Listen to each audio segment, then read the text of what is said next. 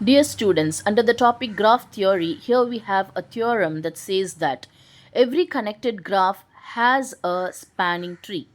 So we have to prove that a connected graph, that is, we have to consider a connected graph and we have to prove that it has a spanning tree, which means that considering a connected graph G, we have to take a subgraph of this connected graph, and we have to take that subgraph in such a way that it will be a spanning subgraph of G.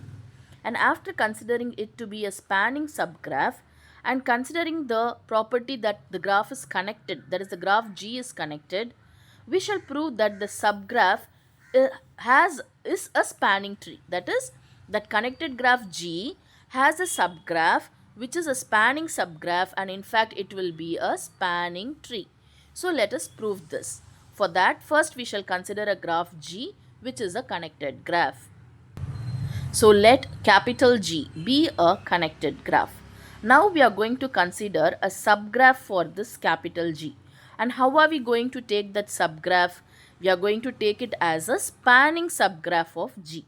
What is a spanning subgraph? All the vertices of that subgraph will be equal to the number of vertices of the graph G. So, if for example, if we consider T as the spanning subgraph of G, then the vertex set, that is vertices of T, the cardinality of the vertices of T will be equal to the cardinality of the vertices of G.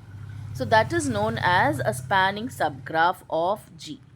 So in fact, that spanning subgraph we are going to take as minimally connected. So let us take capital T to be a minimal connected and then spanning subgraph of the graph G that we have considered. So it is a minimal connected spanning subgraph. So what are all the properties of T will be? So from this we get that since we have taken a connected graph, minimal connected, T will be a connected graph. So that one we can infer from it. And then we can also infer that T will be a spanning subgraph. So if it is a spanning subgraph, then all the vertices of T. So T has all vertices of G. This is by the definition of spanning subgraph. We know that all the vertices of T will be equal to all the vertices of G. So therefore T has all vertices of G. And we also infer that since it is minimally connected, T has minimum number of edges among all connected spanning subgraph of G. So let us write that. So T has minimum number of edges among all connected spanning subgraph of G. So what do you mean by that? It has minimum number of edges.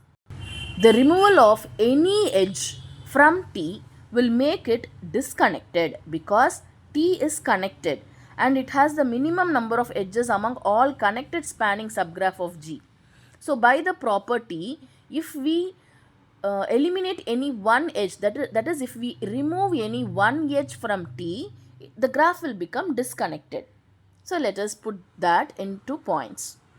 So then for any line, that is any edge, okay, so any line x if we consider of T, so if we take an edge x of the graph T, what will be T minus x, that is the removal of that edge will make the graph disconnected. So T minus x will become disconnected.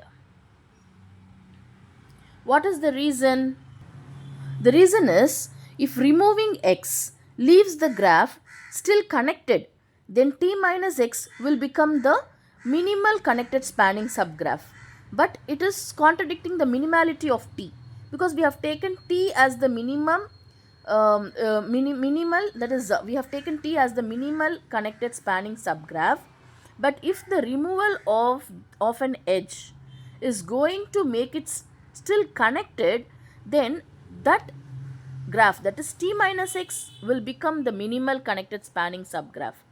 But it's not like that. We have taken t as the minimal connected spanning subgraph of G. Therefore, removal of an edge from T will definitely make it disconnected. So, T minus X is disconnected. So, now when this becomes disconnected, we can say that every edge of the graph T will be a bridge. So, what is a bridge? When we remove an edge from a graph, and if that makes the graph disconnected, then that edge is said to be a bridge in that graph.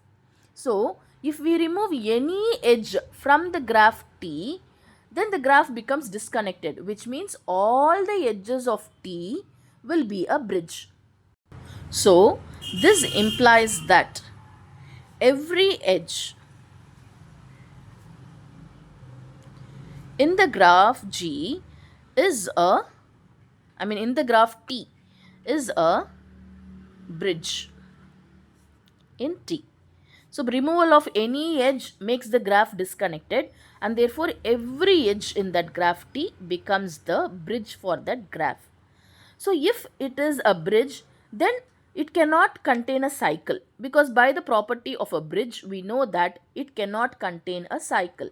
Because if T is a cycle, removing one edge from the cycle would still leave the graph connected. Then it will be not a bridge. The edges of T will not be bridge. So, therefore, T cannot contain a cycle. So, therefore, T cannot contain a cycle. So, if T cannot contain a cycle, what does that imply? T is acyclic. So, the graph T is acyclic. So, now we already know that T is a connected graph, because from this we know that T is a connected graph. So, T is acyclic. So, a connected acyclic graph is a tree.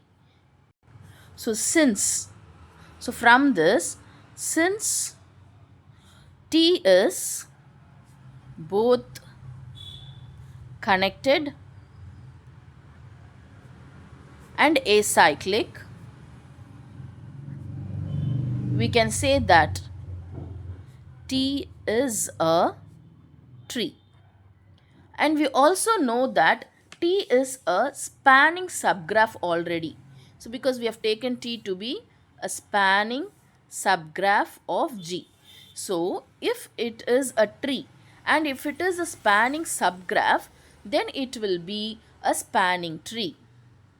So, we can write like this. Already,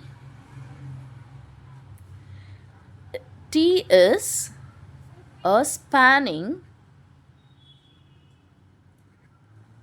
graph, spanning subgraph, okay, spanning subgraph of G. And now T is a tree. So, from this we can combine and we can write that T is a spanning tree of the graph G. So, we considered a subgraph T of G, which is a minimal connected spanning subgraph of G, and we have proved that it is a spanning tree of G. So, therefore, where G is a connected graph, therefore, we can say that every connected graph has a spanning tree. So, that is what we wanted to prove. Every connected graph has a spanning tree. So, we took a connected graph, we took a subgraph of it. In fact, we took the spanning subgraph, which is minimally connected, and we proved that it is a spanning tree. So, therefore, we can say that hence every connected graph has a spanning tree. So hence we are done with the proof of the theorem.